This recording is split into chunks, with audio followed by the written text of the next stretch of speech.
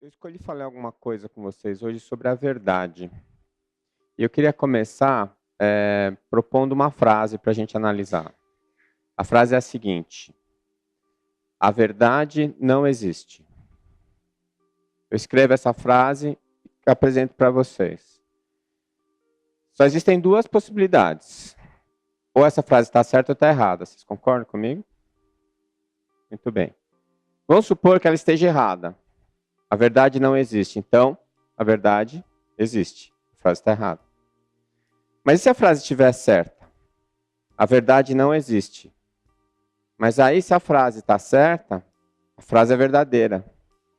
Então, a verdade existe. Deu para entender? Isso faz parte das realidades autoevidentes. Tem coisas que você querendo ou não, elas são inalienáveis, elas são verdades pétreas. Não é? Então, você querer, através de uma discussão, de argumentos, ou você querer através de algumas evidências, né? Evidência é aquilo que a gente consegue apresentar aos sentidos, né? O que a gente vê, o que a gente ouve, o tato, o cheiro, o gosto, são evidências. Então, por mais que eu queira trazer evidências para vocês, eu não posso conseguir provar que a verdade não existe. Simplesmente porque qualquer coisa que eu prove para você passa a ser a verdade. Então, a verdade existe. Existem outras coisas que são assim, né? São as verdades autoevidentes. Elas não precisam de defesa, elas não precisam de argumentação, elas não precisam ser provadas. Elas precisam ser explicadas. Uma coisa que vai da minha área, que é, na minha opinião, uma verdade autoevidente, é a vida. Então, a vida, todo mundo sabe o que é vida, mas ninguém consegue definir. Né? Uma definição de vida não existe, mesmo para os biólogos. Até porque, o que é uma definição? A definição é uma coisa que estabelece limites. E a definição dentro da ciência, que ainda é materialista, segue o paradigma materialista, ela vai tentar pôr limites em alguma coisa que não é nem material. Então ela não consegue fazer isso. Mas o fato da gente não conseguir definir vida faz com que a vida deixe de existir? Não. O fato de eu falar que a verdade não existe muda alguma coisa da realidade, da verdade? Não. Então, esse é um primeiro ponto que eu acho importante a gente pensar. Ou seja, a verdade é uma coisa autoevidente e não cabe discussão a respeito disso. Né? Eu usei um exemplo da palavra, de uma análise semântica, mas com fundo filosófico. Né? E eu não tenho como mudar isso. Aí, a gente aprendeu, e muita gente já ouviu essa frase, assim, que em ciência as verdades são transitórias. Né? Tu não já ouviu falar isso aí, né? Bom, isso é mentira, dependendo da maneira como você avalia. Por quê? Porque não existe verdade transitória. Não tem nada que é verdade e de repente deixa de ser. Por exemplo, a lei da gravidade. Né? Todo mundo sabe que existe, já foi provada bilhões de vezes. Será que vai mudar a lei da gravidade? Vai vir alguém que vai revogar a lei da gravidade? A partir de hoje não vale mais, né? Não vai acontecer. Pode até vir alguém que queira revogar, mas não vai. A gravidade vai continuar existindo. Por quê? Porque é uma verdade. Então, a primeira qualidade das verdades são essas. Elas são imutáveis. Né? A segunda é que elas são perfeitas, por isso imutáveis. Então, uma verdade, ela sempre traduz alguma lei natural. E a lei natural, nós podemos chamar de leis divinas. Nós que somos espiritualistas, que acreditamos em Deus. Né? E são essas leis que regem o universo. Portanto, o que a ciência busca é a descoberta de uma verdade, das verdades. Por quê? Porque uma vez descoberta a verdade, você chegou no fim da discussão. E a partir dali você vai procurar outras verdades. Então o Décio está falando que existem várias verdades. Uma verdade para cada coisa. Não é? Quer dizer, então, É verdade que nós estamos no Maria Modesto Cravo, é verdade. Mas essa verdade é só para isso que eu estou descrevendo. É verdade também que tem gente que não está aqui. Então já são duas verdades. E uma não contradiz a outra, são coisas paralelas. Então quando você está estudando a ciência, a partir da busca do conhecimento, que nada mais é que a busca da verdade, você passa por algumas etapas dentro desse processo. E nessas etapas, existem algumas coisas que podem acontecer, ou algumas evidências que você pode encontrar, que apesar da evidência ser clara, a maneira como eu interpreto a causa pode não ser a verdadeira. Eu vou dar um exemplo. Vamos supor que eu tivesse uma cartola aqui, mostrasse o fundo da cartola para vocês, aí eu colocava a mão dentro da cartola e puxava um coelho da cartola. Tá? Um coelho vivo, se mexendo. Aí eu colocava o coelho aqui no chão, ele saía andando, todo mundo pegava o coelho na mão, brincava com o coelho. Bom, a primeira coisa que você vai falar assim, o Décio tirou um coelho da cartola. Tudo bem, todo mundo viu. Aí, como que ele fez isso? Ah, o coelho não estava dentro da cartola, porque ele mostrou o fundo. Aí ele colocou a mão lá dentro, materializou o coelho. Então ele é um médium de efeitos físicos. E colocou o coelho para andar. Tá certo? Bom, você tirou duas verdades da evidência que você teve. A evidência era eu tirando o coelho da cartola. Quer dizer, que o coelho saiu da cartola, eu acho que todo mundo vai concordar comigo que aconteceu. Agora, que eu materializei o coelho, aí já é uma verdade que pode ser transitória. Porque eu não tenho como provar que exatamente isso aconteceu. Vai ver que tinha um fundo falso na cartola, ou então, eu não sou médio de materialização, mas tem alguém aqui que é e que combinou comigo que ia materializar o coelho. Ou então tinha um jogo de espelhos, ou então eu hipnotizei vocês, para vocês acharem que o coelho não estava lá. Bom, eu estou usando qualquer exemplo, mas assim, o que eu estou querendo dizer para vocês é o seguinte, que apesar de todo mundo ter visto o coelho sair da cartola, a conclusão que vocês chegaram, que eu materializei o coelho, pode não ser verdadeira. Então, quando eu estou estudando um fenômeno em ciência, eu faço assim, eu observo o fenômeno, e aí eu tento explicar. E eu vou buscar, através da experimentação, evidências que me mostrem como aquilo funciona. Como é que eu faço isso? Eu elaboro uma hipótese. E aí eu vou testar essa hipótese.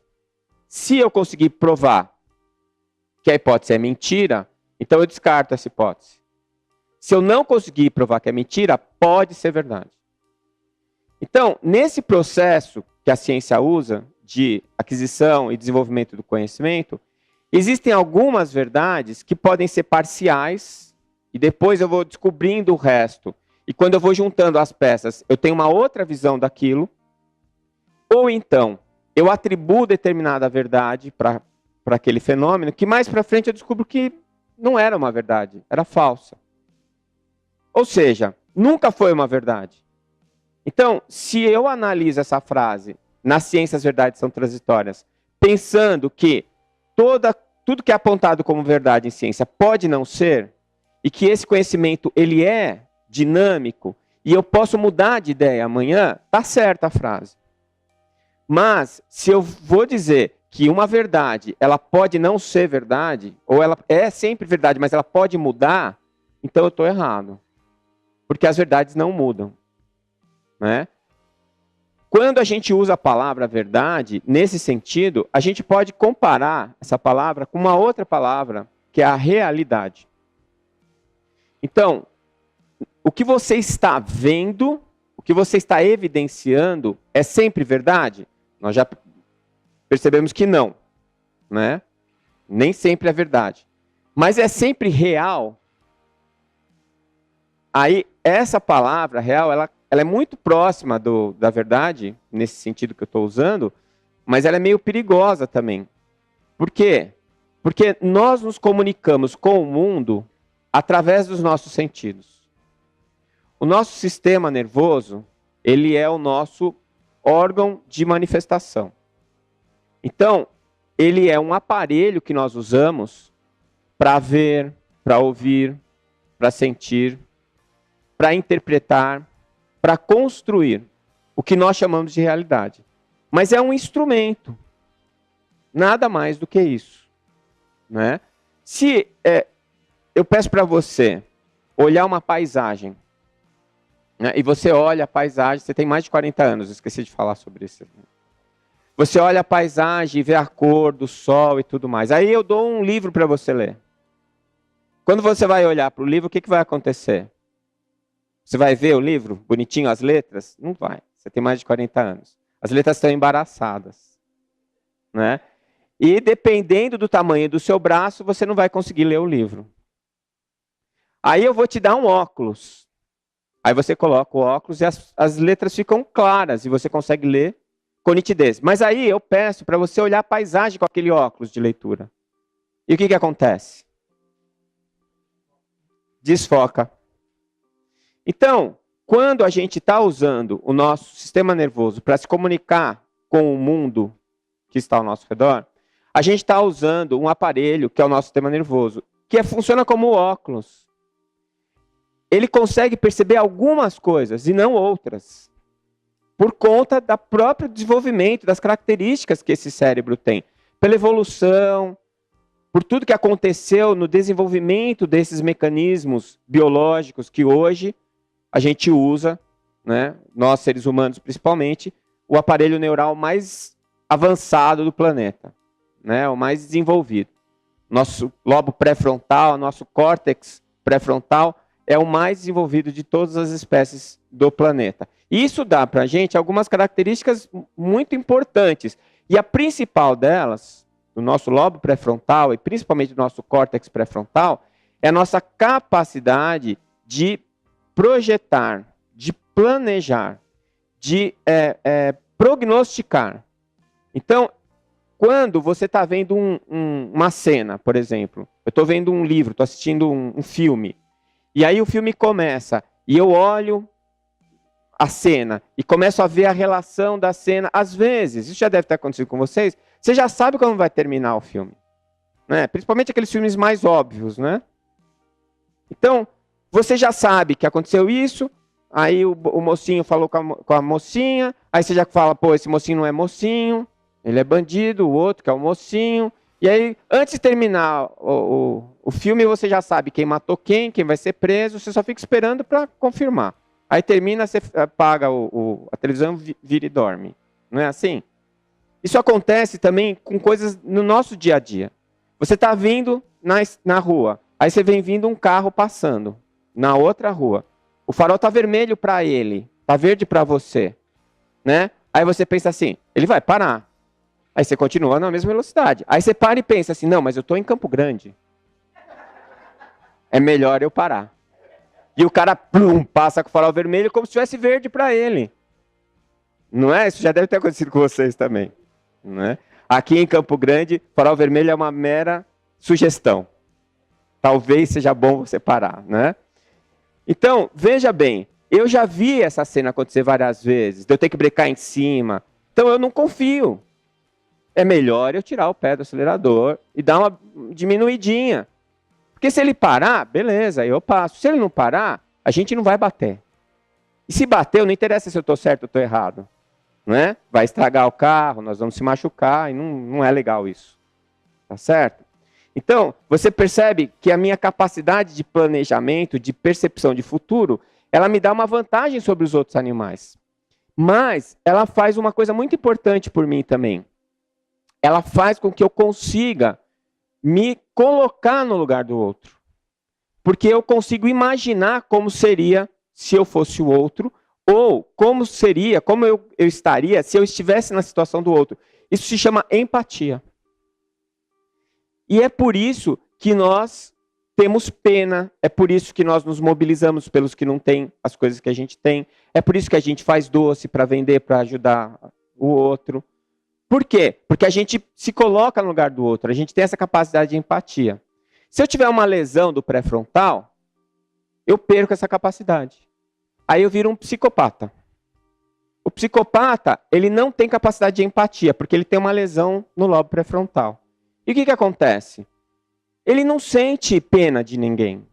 Para ele, se você estiver morrendo ou não, é a mesma coisa que ele passar e ter uma árvore balançando com o vento. Ele observa, mas aquilo não traz nenhum tipo de ação, nem movimento emocional, nenhum tipo de reação para ele. Porque ele perdeu a capacidade de empatia. Quem faz uma lesão de pré-frontal tem também problema para entender fim de filme, né? É aquele que nunca entende a piada, o fim do filme ele nunca entende também, porque ele não consegue projetar. Nada implícito, nada que é subjetivo, ele é capaz de processar. Então, aí a gente pensa assim, bom, então esse indivíduo é um espírito atrasado. Não. Ele está olhando o mundo com o óculos errado. O aparelho de comunicação dele está desfocado. Gente, isso acontece com várias doenças psiquiátricas. A esquizofrenia é outra doença. Existem algumas alterações no cérebro da pessoa que tem esquizofrenia que fazem com que ela veja o mundo com cores totalmente diferentes do resto. Então, ele fica vivendo um mundo que só está ele. Ele olha uma realidade diferente da realidade que nós olhamos. Então, o Décio falou que não tinham duas verdades, era sempre a mesma. Agora, ele falou que a realidade e a verdade são duas coisas próximas. E agora ele está falando que o esquizofrênico vê uma realidade e quem não é esquizofrênico vê outra. Nós que estamos aqui, quantas pessoas nós estamos aqui? Umas, sei lá, 50, 100 pessoas? Não sei quantas tem. São 100 realidades diferentes. Se você posta alguma coisa na internet, né, esses famigerados vídeos do YouTube. Então, eu nunca postei nenhum vídeo meu. Não, tudo bem, o pessoal acha que vale a pena, coloca, tem muita gente que gosta, eu fico feliz. Mas eu fiz a bobagem uma vez de ler os comentários. Nossa, eu fiquei deprimido até. Falei, meu Deus, mas como é que eu pude ofender tanto essa pessoa? Né? Na verdade, eu não ofendi ela. Ela se ofendeu sozinha. Porque ela está vendo uma realidade diferente. O que nos aproxima é que nós estamos afinizando as nossas visões, né, para ver alguma coisa que é real. Porque assim, o que nós estamos vendo, cada um vê a sua realidade, nenhum de nós vê o que é real de verdade. A gente está fazendo a nossa interpretação. E essa interpretação, ela depende de um monte de coisas. Primeiro do seu cérebro, como eu já expliquei. No caso do esquizofrênico, no caso do psicopata. Não é? Depois, a cultura que eu recebi. Porque se você nasceu aqui no Brasil, você recebeu uma cultura... a Joana falou que eu tive na Europa, né? Quanto mais eu vou para lá, mais eu gosto daqui. Né? Nós somos privilegiados em um monte de coisas. Nós temos as nossas mazelas, mas eles também têm. Né? E eu acho que, defeito por defeito, eu fico com os meus, que já são meus, eu já conheço. Né? Mas assim, a cultura que eu recebo, ela me pinta o quadro de uma cor específica. Então, a gente fica indignado com os radicais do Islã, né? Com esse pessoal que se explode. Gente, qual a opção que esses meninos tiveram? Pensa bem. Não é? Você nasceu, desde que você nasceu, todo mundo está pondo uma realidade na sua cabeça.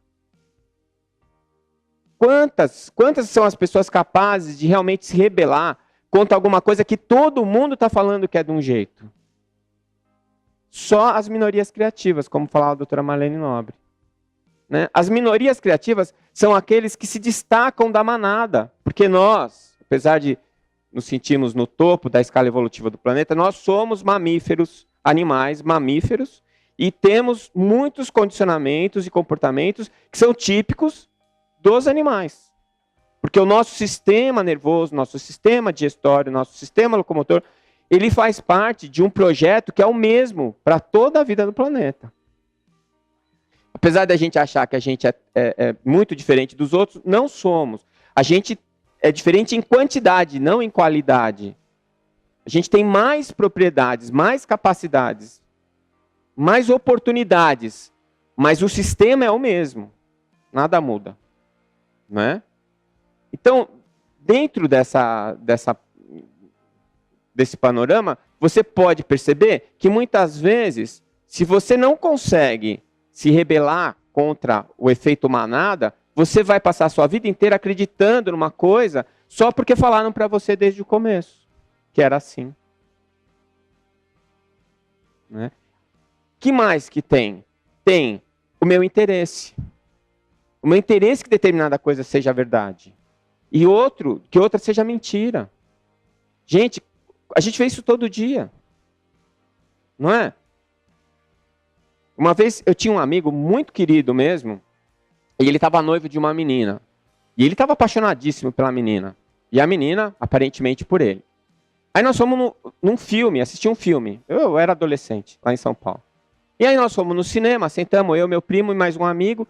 E chegou depois, com a luz apagada, um casal. Sentou na nossa frente. E eles ficaram assim, um fazendo endoscopia no outro, o filme inteiro. Aquela língua lá, né, que devia estar no esôfago. A gente até comentou, puxa vida, né, os dois estão apaixonados. Bom, quando acendeu a luz, e eles levantaram, era a noiva do meu amigo com outro cara. Ele estava com o casamento marcado, pessoal. Olha, eu, meu primo e mais um amigo, a gente só andava juntos os 4. Chegamos lá, o que nós vamos fazer agora? Vamos falar para ele, vamos deixar o cara casar? Chamamos ele e contamos a história. O que aconteceu? Brigou com a gente. Brigou com os 3 e casou com a menina. Né? Então, o que é real? Onde é que está a realidade? Então, no caso aí, a realidade ela é projetada pelo desejo. E ele tinha um monte de argumentos para explicar por que a gente estava mentindo. E por que a namorada dele era uma menina séria. E ele ia casar com ela. Ficou 1 ano casado. Por quê? Porque a realidade não muda. Mesmo que você não esteja vendo o que é real. Mesmo que você projete uma verdade de acordo com o seu desejo, mais cedo ou mais tarde, a sua projeção ela vai desintegrar. E a verdade vai aparecer. Então, nós somos incapazes de ver a verdade? Nós somos incapazes de perceber a realidade? Não. Incapazes não. Mas é muito difícil para nós enxergar toda a verdade. Primeiro, porque nós somos ignorantes. E segundo, porque nós estamos encarnados. E tudo que nós percebemos tem que passar pelo nosso sistema nervoso antes. E esse processo é um telefone sem fio. Porque o que acontece, eu capto o que aconteceu e interpreto. E essa interpretação é minha. Portanto, a gente precisa trabalhar diante das evidências para tentar entender se aquilo realmente aconteceu ou não, que é mais um agravante na descoberta da verdade. Então, mesmo diante do fato de você ter visto eu puxar o coelho da cartola, você não pode acreditar que eu realmente fiz o coelho aparecer. Alguma coisa aconteceu que você não sabe explicar, mas aconteceu. Você viu o fenômeno, mas não consegue explicar. Às vezes, você acha que viu. Às vezes, ele induziu você a acreditar que você viu. E uma quantidade enorme de possibilidades. Isso acontece todos os dias, dezenas de vezes com a gente. Dezenas de vezes. Quantas vezes você chega, alguém fala alguma coisa, você fica bravo com a pessoa, depois você vai parar para pensar, coloca as vírgulas nos lugares certos e descobre que ela está te elogiando. E você ficou bravo quando você achou que ela está te criticando. Isso acontece muito entre marido e mulher, né? Você vai fazer um elogio, faz 10 anos que você não faz, ela fica brava, porque acha que você está sendo irônico, né? Não é verdade? Então, cadê a verdade? Não é? Então, o que eu estou querendo dizer é que, primeiro, a gente é tão seguro das coisas que a gente fala que são reais, e a gente é tão seguro das nossas verdades, que a gente se esquece que a realidade não pode ser vista com os olhos. E a gente se esquece que as verdades que hoje são tão fortes para a gente, elas são só as nossas verdades. E que a gente tem que trabalhar para ver se essas verdades que nós admitimos se elas são reais, se elas realmente são verdades. E como é que a gente faz isso?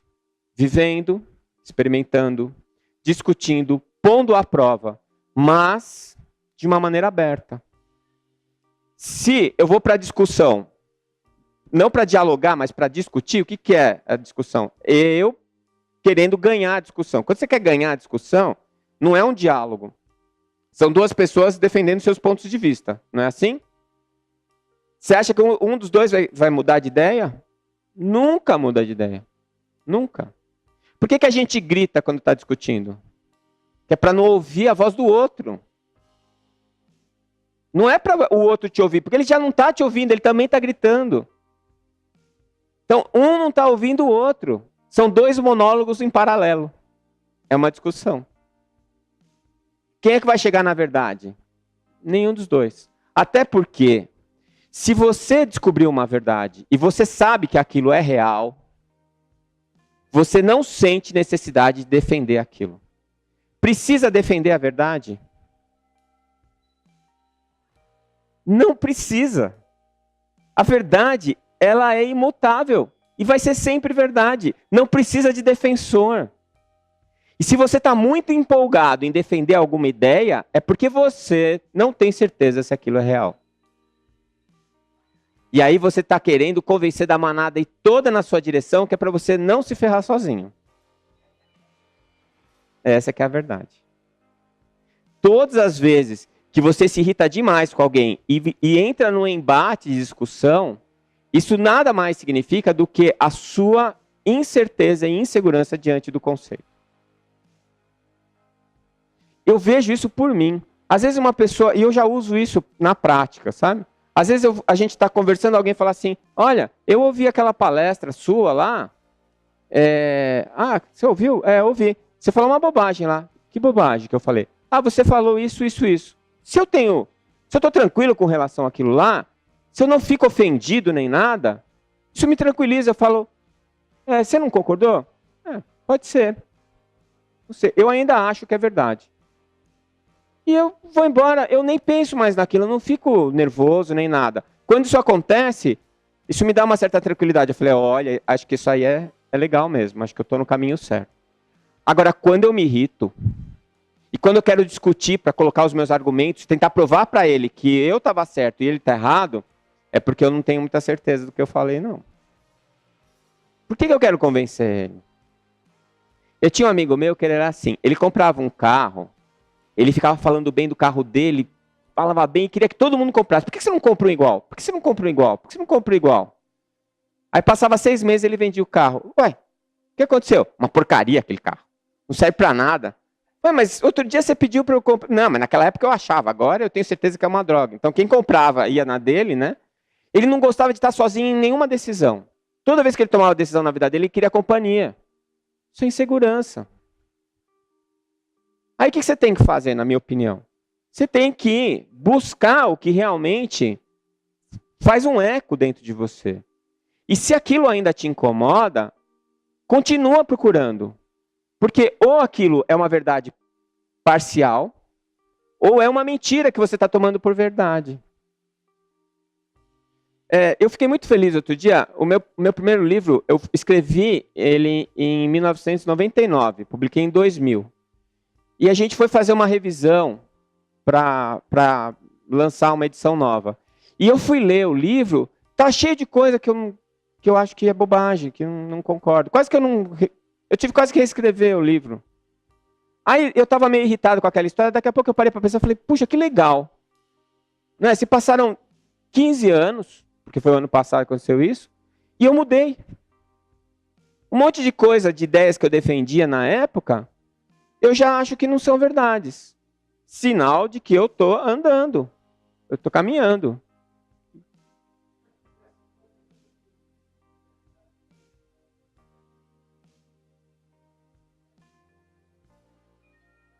Então, eu já vou chegar lá. Aliás, eu estou fazendo esse preâmbulo científico todo para chegar lá. Não é? Então, o que eu estou querendo dizer é o seguinte. Não existe verdade? Claro que existe. Não existe realidade? Claro que existe. Só que nem sempre nós estamos aptos para vê-las. Nenhuma, nem a outra. Por causa de tudo que está acontecendo. Estamos encarnados, crescemos no ambiente cultural, recebemos uma informação. E tem uma frase que eu esqueci quem que disse, ela é um filósofo que diz assim: é muito mais fácil enganar uma pessoa do que convencê-la de que ela está errada. Né? Esses últimos acontecimentos da política do nosso país mostraram isso com muita clareza, muita nitidez. Né? Você acredita, depois quando você percebe que aquilo é mentira, o meu amigo com a noiva, ele acreditou, ele foi enganado, mas foi mais difícil para ele aceitar que ele foi enganado do que ter sido enganado. Porque a gente é muito orgulhoso. E a gente acaba não vendo a realidade, a gente acaba não vendo a verdade, porque a gente não quer abrir mão dos nossos desejos. Ou do nosso orgulho de ter promulgado alguma verdade, de você ter achado que está dizendo alguma coisa que é verdade. Isso tem sido um peso muito grande para mim com a história dos vídeos no YouTube. Né? Então, eu gosto sempre de dizer isso. Eu não sei se o que eu estou falando é verdade. É o que eu acho hoje. Amanhã eu posso mudar. Ou não. Não é? Pode ser que algumas coisas eu já tenha encontrado a verdade. Que não é a minha verdade, mas é a verdade. Para algumas coisas, talvez eu não esteja vendo o que é. Para outras, talvez eu esteja vendo. Onde existem informações que substituem o meu desejo pelo que é. Né? Então, eu acho isso muito importante. Aí a gente chega na questão da fé. Porque se você for olhar no dicionário, fé, está escrito lá, convicção íntima. Convicção íntima significa, na minha opinião, de novo, que é o que eu acredito. É a minha convicção. Então, se eu chego para você e falo alguma coisa, como na palestra, estou falando um monte de coisa, estou colocando um monte de observações que são minhas. Você vai receber isso, se você for um desavisado, e eu acho isso pouco provável no Espiritismo, porque a gente aprendeu com o Kardec que a fé tem que ser raciocinada, eu preciso estudar, preciso provar, preciso conectar aquilo com a realidade. Mas se eu coloco algum artigo de fé para você e digo que você tem que aceitar isso passivamente, e você aceita, não é sua fé. Porque aquilo não é uma convicção íntima sua. Você foi induzido, condicionado ou coagido até aquilo. Por fatores que não interessam aqui. Não é? Desde fatores sociais, econômicos, políticos, sei lá, tem um monte de coisa que pode fazer você ser forçado a aceitar determinadas regras para poder estar naquele ambiente que você escolheu estar. Mas esta fé, ela precisa ser construída. Então, eu falo com alguma tranquilidade isso para vocês, que desde o primeiro momento que eu li o Livro dos Espíritos, e que aquilo me emocionou profundamente, porque aquilo respondeu um monte de perguntas que eu trazia há um tempão na minha vida. Né? Eu estava no meio do meu doutorado quando eu li o Livro dos Espíritos. Eu já era maduro, eu já tinha vivido um monte de coisa. Né? Eu acreditava em Deus, mas eu não tinha religião, porque para mim nada fazia sentido completamente. Tudo tinha alguma coisa que eu tinha que acreditar. São os dogmas, né? A definição de dogma, apesar que já me criticaram quando eu falei isso, mas está no dicionário, sinto muito. A definição de dogma é alguma coisa que tem que ser aceita sem discutir. Isso é anticientífico e é antirracional para mim. E o Espiritismo me atraiu justamente por causa disso. O Kardec ele vacinou o Espiritismo contra dogma quando ele diz assim, que se a ciência provar que o Espiritismo está errado, que o Espiritismo se transforme. Isso não é porque ele não acreditava que ele estava falando era verdade. É porque ele sabia que era verdade. E ele deixou essa vacina que é para a gente nunca entrar na conversa achando que aquilo ali tem que ser verdade, é porque Kardec falou. Então, a gente começa a fazer esse movimento de que o que está escrito porque Kardec falou, eu tenho que acreditar. Não. Não é isso. Minha opinião. Eu tenho que acreditar se aquilo fizer sentido para mim. Eu tenho que acreditar se aquele conhecimento trouxer algum avanço no meu raciocínio, na minha forma de ver e de viver. É por isso que eu tenho que aceitar, não é porque Kardec falou. E o que está escrito na Bíblia, que também já me crucificaram por causa disso, que eu falei outro dia. Né? Um livro que já foi traduzido milhões de vezes, que não foi escrito pelo autor. Eu vou contar as vírgulas, eu vou estudar a semântica, ou o conteúdo, ou a mensagem. Por que em 2016 nós estamos falando de Jesus ainda? Porque ele deu o exemplo. Porque ele trouxe para a gente as verdades primordiais. E isso não muda, mesmo que você escreva de um jeito ou de outro. Agora, lá na Alemanha, eu tive o prazer de assistir uma palestra de um teólogo presbiteriano com pós-doutorado dentro da igreja dele, lendo o texto bíblico e provando, pela leitura do texto, que a reencarnação existe. A verdade não se dissolve. Não adianta você lutar contra. Se é verdade, ela vai acabar aparecendo. Então me preocupa muito aqueles que se postam de guardiões do espiritismo. Que saem de espada em punho para defender a doutrina. Não precisa, pessoal. Primeiro que essa história da espada para defender Jesus, a gente já fez essa bobagem. Não é por aí. Deu errado. Não é? Vai dar uma olhadinha lá nas cruzadas que nós vamos ver. Essa história de querer limpar, né, as pessoas, pegar os impuros e queimar na fogueira, não dá certo. Antigamente a gente punha na fogueira literalmente. Agora a gente critica no Facebook, a gente lança um artigo falando mal do outro, não é? Gente, não deu certo, para. Acabou. Agora, eu tenho que ficar passivo quando alguém está falando uma coisa que eu não concordo? Não, eu tenho o direito de colocar minha opinião. Mas se eu estou brigando, lutando por ela, essa palavra não é legal. Tem alguma coisa errada com a sua fé. Você está precisando tirar algumas dúvidas. Você está precisando estudar um pouco mais, ou talvez descobrir que você não acredita realmente naquilo. Mas, por favor, né, não saia por aí tentando decapitar as cabeças daqueles que não pensam como você. Porque às vezes ele está certo e você está errado. E quando você descobrir, você vai fazer o quê? Vai se decapitar? Não pode nem se suicidar, né? Tem um amigo meu que ele fala isso. O ruim de ser espírita é que nem me suicidar eu posso. Né? Que eu sei que não vai terminar. Não é? Então, essa é a questão, esse é o ponto onde eu queria chegar. Eu pelo menos acredito que o que está escrito ali é verdade. Não está toda a verdade lá. Até porque eu acho que a gente não era capaz de entender toda a verdade. A gente não foi quando Jesus esteve aqui. Ele deu umas gotas de verdade para a gente, estabeleceu a base. Kardec, quando ele codificou a doutrina, a pedido de Jesus, foi a mesma coisa. Ele estabeleceu uma base, ele pôs a fundação do prédio. E aí veio o Chico Xavier e construiu um prédio enorme junto, em cima daquela fundação. Né? O que a gente tem que fazer? Discutir. Não com o outro, com a gente mesmo. É isso que eu acredito? Por que eu acredito nisso? Por que eu acredito em Jesus? É porque o que está escrito na Bíblia? Eu não sei. Não sei quantas vezes mexeram naquele texto. Mas quando eu vejo os textos, eu estou vendo o que tem por trás daquilo, o significado mais profundo daquilo. E não a maneira como está escrita, ou as interpretações que fizeram. Porque quem fez a interpretação dele. Eu tenho que fazer a minha.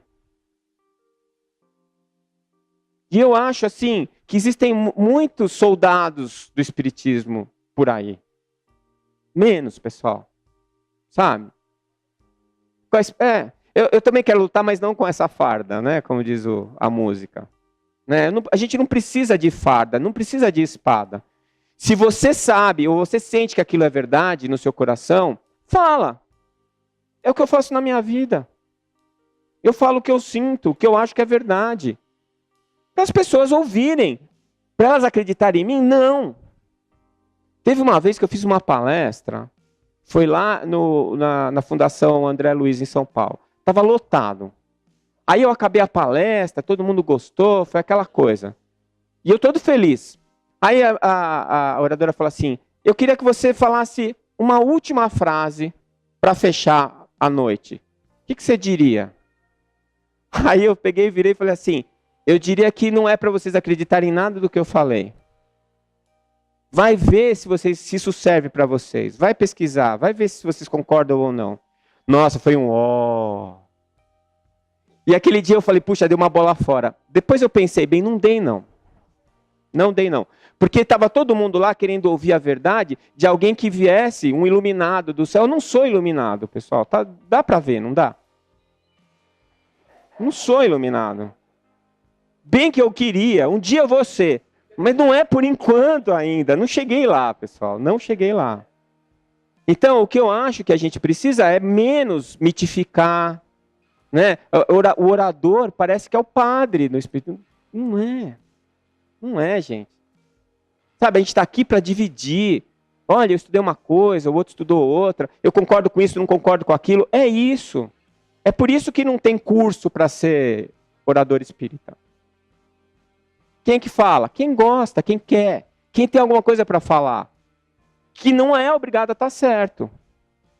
Então eu falo assim, o Décio foi para a Europa, falar, ele deve falar a verdade. Eu espero. Mas não tenho certeza, não. Né? Tem palestra minha antiga que eu já falo, putz, mas eu falei isso? Mas eu não sei se é isso. Entendeu? Então, essa questão eu acho fundamental. Sabe por quê? Além dela melhorar a nossa dinâmica social como espíritas, ela vai fazer uma coisa muito mais importante. Ela vai fazer você procurar a verdade. Não a sua verdade, mas a verdade. Isso vai fazer de você uma pessoa melhor, mais feliz, mais serena, mais tranquila. Às vezes, por que às vezes os alunos ficam discutindo na aula e o professor está assim? Porque ele sabe qual é a verdade. Ele conhece, ele já passou por aquilo. Né? Às vezes, os meus filhos falam algumas coisas, né? Eu já contei, eu tenho um ateu em casa e agora um agnóstico. Eu tenho 3. A minha última esperança é o caçula ser espírita, porque... Mas eu não, sabe... Às vezes eu tenho até um pouco de pena, porque eu falo assim, nossa, ele podia estar economizando um caminho tão grande. Às vezes quando ele está sofrendo, né? Está prestando vestibular agora, ele está sofrendo. É um período muito ruim da vida da gente, pelo menos na minha foi. Que ele nem rezar ele pode, porque ele não acredita em Deus, vai rezar para quem? Né? Eu fico com pena, mas eu rezo para ele. Falo assim, filho, hoje eu vou rezar para você. Pai, não adianta nada. Eu falei, deixa comigo. Deixa comigo. Não é? Então, essa é a verdade que a gente tem que buscar. E ela está lá dentro. Então, se você realmente é espírita, duvide do seu espiritismo todo dia. Confirme o que está escrito lá todas as vezes. Cada vez que alguém criticar, vai lá olhar de novo para ver se você não estava enganado e quem criticou estava certo. Reavalia o conhecimento. Para pensar. Mas sempre com as possibilidades abertas. Sempre. Né? Talvez o Décio seja realmente médium de efeitos físicos e ele materializou o coelho na cartola. Isso não é impossível. É uma das possibilidades. E aí sim, a gente vai... Quanto mais sereno a gente for ficando, maior é o sinal de que a gente está no caminho certo. Né? De que a gente realmente está andando. Né? Que a gente só anda para frente, né?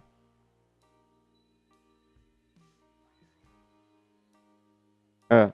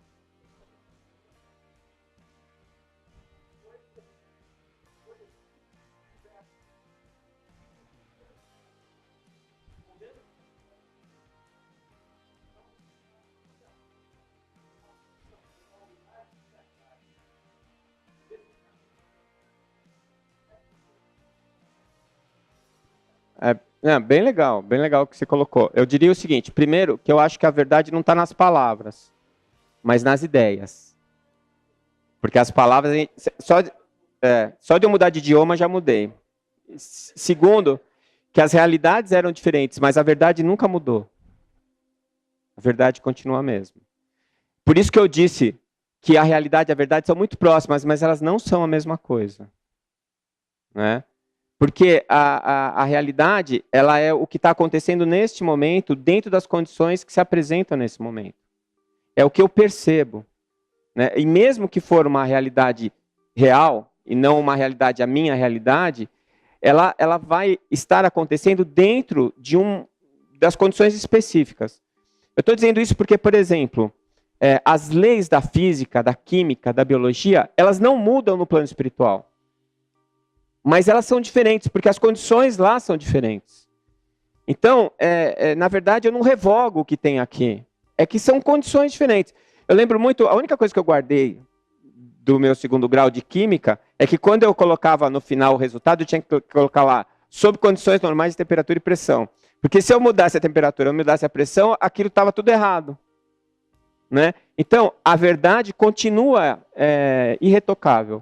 Mas a realidade, ela pode mudar de acordo com as condições. Então, você tem toda a razão. A realidade daquela época era outra. Quem faz isso de uma maneira brilhante, na minha opinião, é o Haroldo. Ele não só pega o texto original, mas ele estuda o contexto, não é, do texto. Até rimou, né? Ficou bonitinho.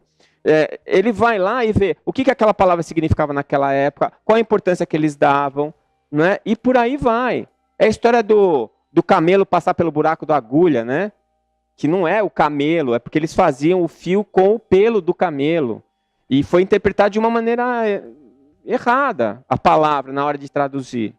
Né? Então, eu acho bem interessante o que você falou, por quê? Porque as pessoas, elas têm essa necessidade, às vezes, de se fixar alguma coisa, porque elas têm medo de ousar. Elas têm medo de tentar. Então, elas não querem que aquilo que ela percebe como verdade, como realidade, elas tenham, assim, uma verdadeira paura de que aquilo não seja verdade. Né? E que de repente ela fique sem chão por causa daquilo. Então ela prefere se apoiar numa mentira do que descobrir que aquilo não é mentira e ter que se mexer para procurar a verdade. Né? E volto a dizer, a gente faz isso todo dia. A gente faz isso na política, a gente faz isso nos nossos relacionamentos, não só amorosos, mas nos nossos relacionamentos sociais, das pessoas que a gente gosta, né? Dos amigos. Às vezes você tem um amigo, o cara é super teu amigo, aí um dia ele pisa na bola com você, você brigou com ele. Quer dizer, os 90% que ele tem de bom, você joga fora por causa dos 10 que não funciona. Quem é que é 100? Ninguém. Aliás, nem 90, né? Eu acho que nós estamos nos 40, 42, por aí, né? Chico Xavier, não. Madre Teresa, não. Mas nós aqui, o pessoal da curva de Gauss ali, gente, estamos ali. Entende? Então, eu acho assim, que é uma reflexão que eu tenho feito muito, e eu queria propor ela para vocês, para que vocês pensem um pouquinho nisso, tá? Até pela nossa doutrina. Tá bom? Vamos fazer a prece?